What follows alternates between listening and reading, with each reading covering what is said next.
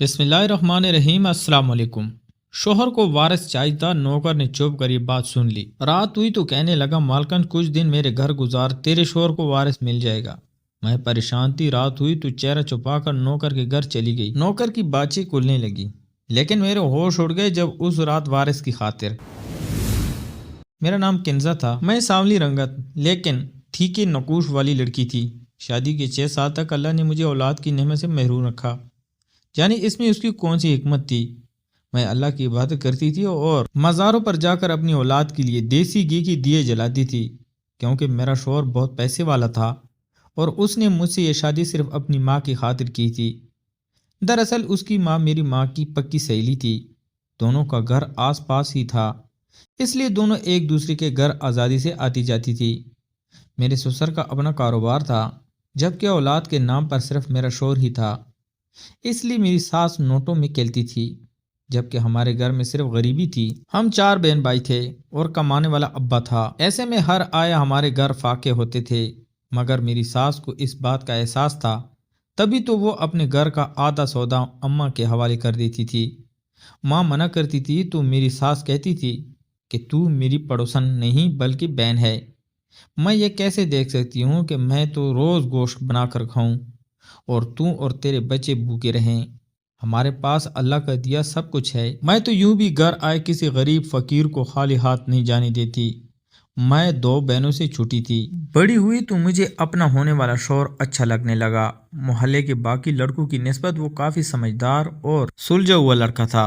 मेरे ससुराल वाले अच्छे खासे खाते घर के थे। ऐसे में मेरा शौहर बन सवर कर रहता था। सब उसे पसंदगी की निगाह से देखते थे, क्योंकि उसकी शराफत पूरे मोहल्ले में मशहूर थी। लोग आंख बंद करके मेरे शौहर पर यकीन करते थे।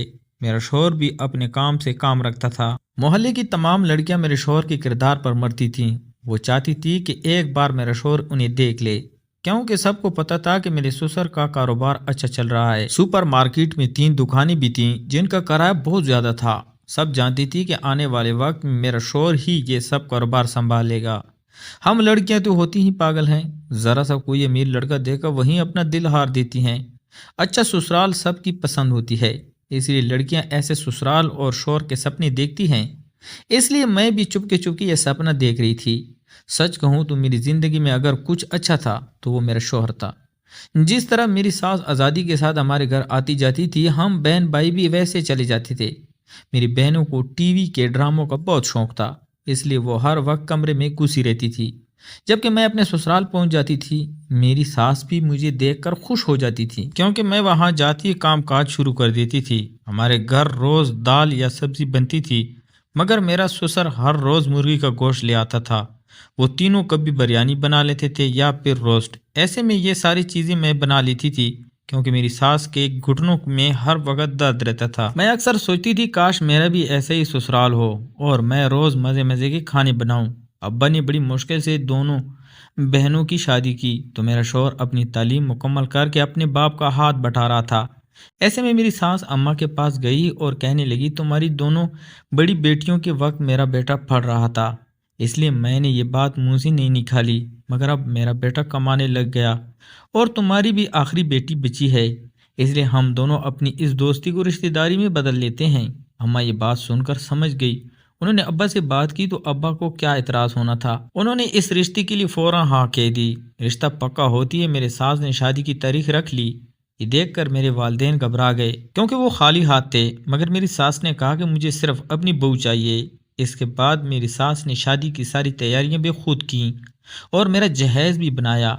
यूं 1 हफ्ते के अंदर मैं ब्याह कर दीवार की पार आ गई। मैं बड़ी खुश थी, क्योंकि मुझे इतना खूबसूरत लड़का मिला था। मगर शादी की पहली रात सारी खुशी उड़ गई।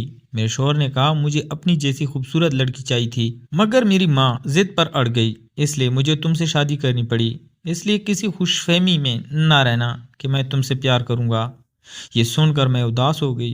अम्मा और सास ने बड़ा पूछा कि मैं उदास क्यों थी, मगर मैंने उन्हें कुछ नहीं बताया। यूं वक्त गुजरने लगा और मेरी शादी को 1 साल हो गया। मैं रात दिन दुआएं करने लगी कि अल्लाह मेरी झोली भी भर दे। ये मेरी रात दिन की दुआओं का नतीजा था कि अल्लाह ने मेरी सुन ली और मैं उम्मीद से हो गई। मेरी सास और ससुर खुशी से पूली ने समाए। میں بھی خوش تھی کہ اب میں اپنے شوہر کو اچھی لگنے لگوں گی، مگر اس نے یہ خبر سن کر بھی مجھے بے رخی دکھائی۔ یہ دیکھ کر میں اندر ہی اندر بجھ سی گئی۔ میں نے سوچا تھا کہ شاید میرا شوہر بچے کا سن کر میری طرف پلٹ آئے، مگر ایسا نہ ہوا۔ میں رات دن پریشان رہنے لگی۔ 3 ماہ گزرے تھے کہ مجھے پیٹ میں شدید قسم کا درد اٹھا۔ یہ درد مجھ سے برداشت نہ ہوا اور میں فوراً اپنی ساس کی طرف بھاگی، مگر کمرے سے نکلتی ہی میں بے ہوش ہو کر نیچے گر پڑی۔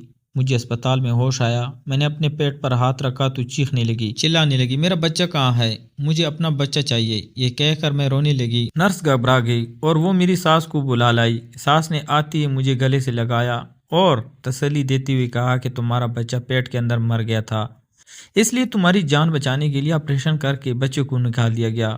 یہ سن کر میں رونے لگی۔ میں نے سوچا کہ بچے کے آ جانے سے میری زندگی اچھی ہو جائے گی۔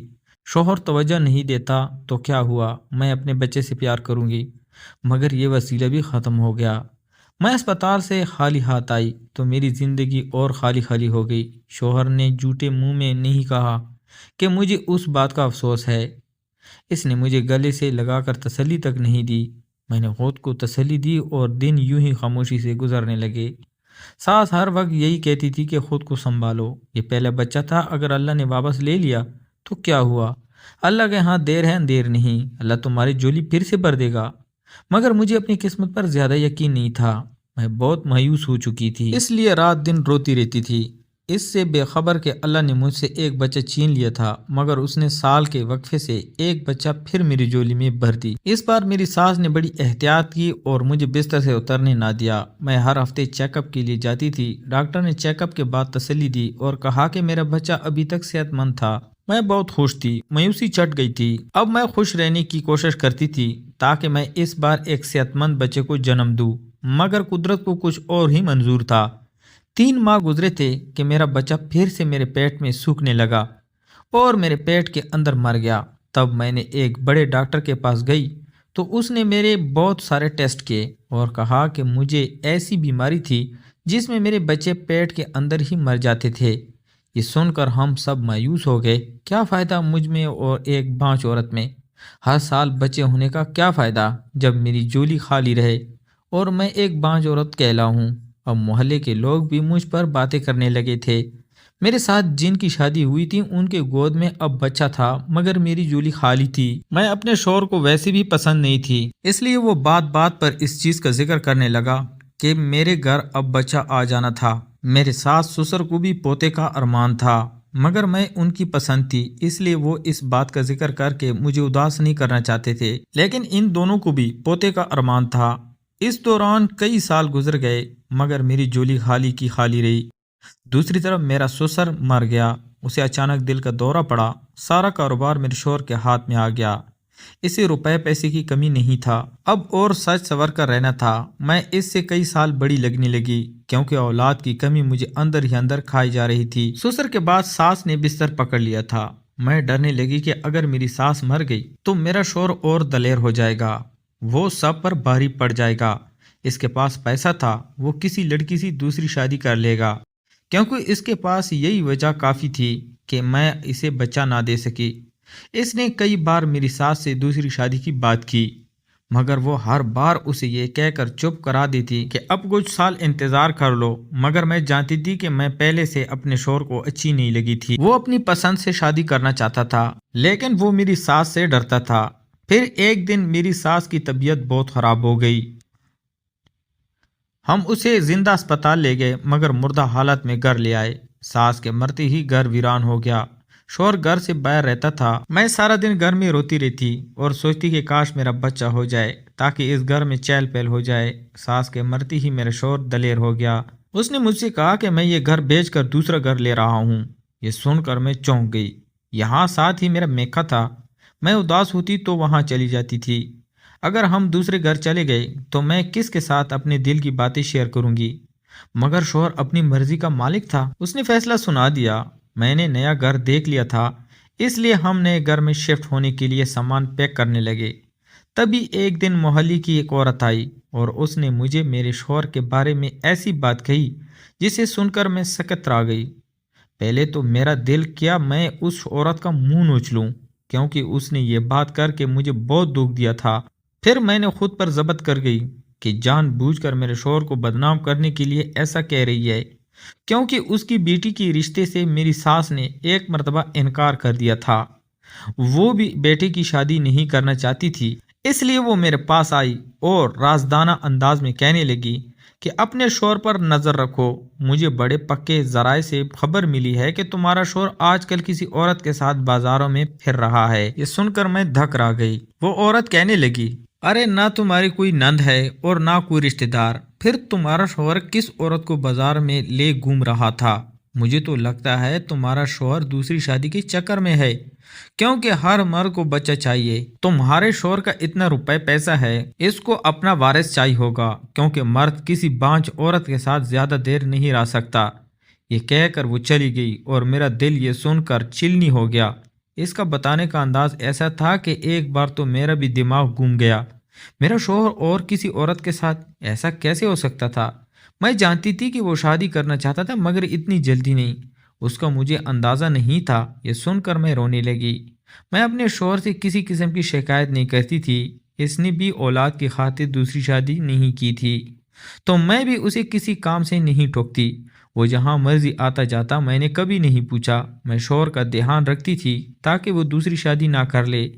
मगर आज मैंने इस औरत की बात सुनी तो मैं घबरा गई। नए घर में जाती ही मेरा शोहर शादी करना चाहता था, मगर वो मुझे साथ लेकर क्यों जा रहा था? वो मुझे इस पुराने मोहल्ले में किसी पुराने सामान की तरह यही फेंक कर जा सकता था। इसे नए घर में नई बीवी के साथ रहना चाहिए था। मैं नए घर के लिए पुरजोश थी, मगर अब ये सुनकर मैं बुझ सी गई। इस दिन सामान पैक हो गया तो हम नए घर में आ गए। वहाँ सब कुछ नया था सिवाय मेरे। शायद मैं भी जल्द इस घर से चली जाऊं। ये सोचकर ही मुझे रोना आ गया। मेरे शोहर ने दूसरी शादी के मुतालिक अभी तक कोई बात नहीं की थी, इसलिए मैं चुपचाप थी कि वो मेरे सर पर ये बम कब फोड़ेगा। नए घर में मेरे शोहर ने एक जवान सा नौकर भी रखा हुआ था। मैं शर्म और हया वाली औरत थी, इसलिए उससे ज्यादा बातचीत नहीं करती थी, मगर उसने सारे घर का काम संभाला था। वो काम खत्म कर लेता था तो मुझसे बातचीत शुरू कर देता था। वो अपने बारे में बता रहा था और मुझसे भी कहता था कि मैं उसे अपने बारे में बताऊं। एक दिन मैं बहुत दुखी थी, इसलिए मैंने उसे अपनी जिंदगी के सबसे बड़े दुख के बारे में बता दिया। मैंने उससे कहा कि मैं अपने शोहर की नापसंदीदा औरत थी। वो मुझसे शादी नहीं करना चाहता था। अब तो मैं नापसंदीदा के साथ साथ बांझ औरत भी बन चुकी थी।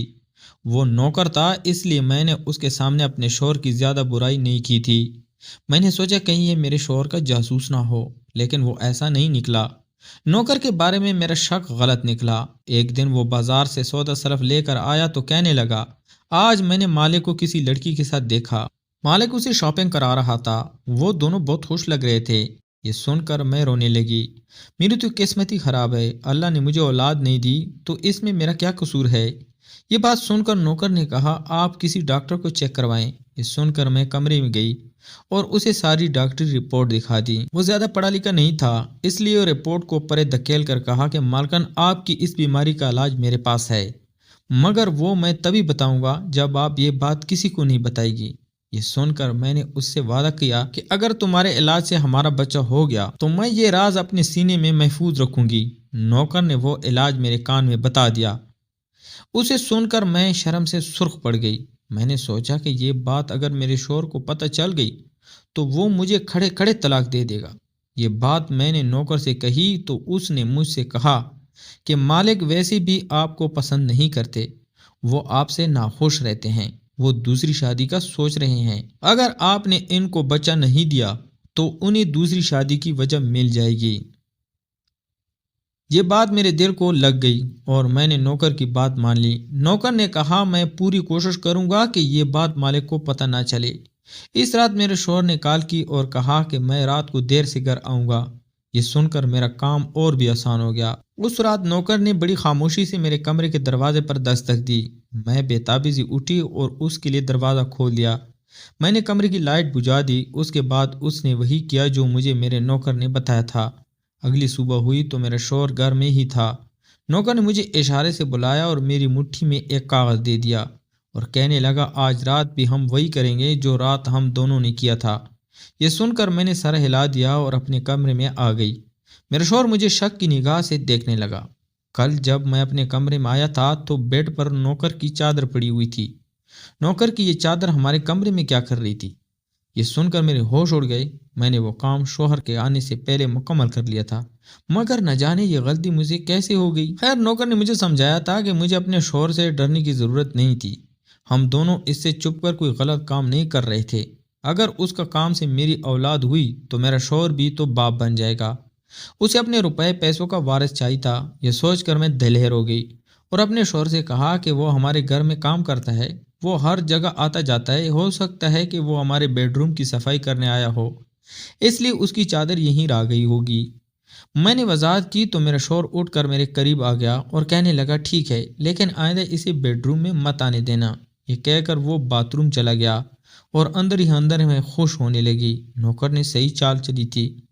अब तक मैंने बेवकूफ़ी की, जो अपने शोहर के ग़ुलाम बनकर फिरती रही, मगर अब मैंने ये बात समझ गई थी कि आज मेरे शोहर ने जल्दी घर आना था। इसलिए नौकर 7 बजे मेरे कमरे में आ गया और हमने लाइट बुझाकर दरवाज़ा बंद कर दिया। मैंने उस रात नौकर को अपने शोहर की बात बताई तो वो कहने लगा, अब हमें एहतियात करनी होगी, मगर यह चंद दिन की बात है, अब हमारे मंजिल नज़दीक है। अल्लाह ने चाहा तो इस बार आपका बच्चा सेहतमंद पैदा होगा। मैं भी इस बार बहुत पुरुमीद थी। एक तरफ मैं नौकर के साथ इस काम में लगी हुई थी, जबकि दूसरी तरफ मेरे शोहर ने दूसरी शादी के लिए एक लड़की तलाश कर ली, मगर उस लड़की ने मेरे शोहर से कहा कि वो इससे तभी शादी करेगा जब वो मुझे तलाक देगा। मेरे शोहर को अब मुझ में कोई दिलचस्पी नहीं थी, इसलिए वो बहाना तलाश करने लगा। तभी उसने एक दिन मुझे नौकर के साथ कमरे में देख लिया। मैं उस रात अपने नौकर के साथ थी। तभी मेरा शोहर जल्दी घर आ गया और उसने मुझे नौकर के साथ घर से निकलते देख लिया। वो समझ गया कि ज़रूर कोई गड़बड़ है, इसलिए मेरा शोहर हमारा पीछा करने लगा। मुझे ये बात पता नहीं था, इसलिए नौकर के साथ चलती हुई उसके घर आ गई। जब भी नौकर मेरे कमरे में आता था, मैं लाइट बुझा देती थी और फिर हम दोनों अंधेरे में इसके घर आ जाते थे और एक कमरे में बंद होकर वही काम करते थे, जिससे मेरी ये बीमारी ख़त्म हो जाती और मेरी औलाद सेहतमंद पैदा होती। इस दिन मेरे शोहर को मेरे किरदार पर शक था, इसलिए वो हमारा ताक़ुब करता हुआ नौकर के घर तक आ गया और उस बंद कमरे का दरवाज़ा एक झटके से खोल दिया। मैंने अपने कपड़े नहीं पहने थे, इसलिए मैं घबराकर बिस्तर से उठी। मेरे शोहर ने मुझे इस हालत में देखा तो कहने लगा, मुझे तुमसे इस बात की उम्मीद नहीं थी। तुम मुझसे मायूस हुई तो तुमने इस नौजवान नौकर के साथ ये चक्कर चला लिया। तुम्हें शर्म आनी चाहिए। मैं तुम्हें अभी तलाक दे दूंगा। पहले तुम्हारे बच्चे नहीं होते थे, अब तुम बदकिरदार भी हो गई हो। यह सुनकर मैं रोने लगी। मुझे यकीन नहीं आ रहा था कि मेरा शोहर मुझ पर इतना बड़ा इल्ज़ाम भी लगा सकता था। इससे पहले कि मेरा शोहर मुझे तलाक देता, इस कमरे में मेरे साथ मौजूद नौकर की माँ ने उसे रोक दिया और मेरे शोहर से कहा, तुम्हारी बीवी इस हालत में तुम्हारे नौकर के साथ नहीं बल्कि मेरे साथ ही। दरअसल मैं एक दाई हूँ और रोज़ तुम्हारी बीवी के जिस्म पर ऐसी दवा लगाती हूँ जिससे तुम दोनों की जो औलाद पैदा होगी वो जिंदा रहेगी। ये सुनकर मेरा शोहर शर्मिंदा हो गया और मैं उसके साथ घर आ गई। एक हफ्ते के बाद मैं फिर उम्मीद से हो गई और इस बार मेरा बच्चा सेहतमंद सलामत पैदा हुआ और मेरे शोहर ने दूसरी शादी का इरादा तर्क कर दिया।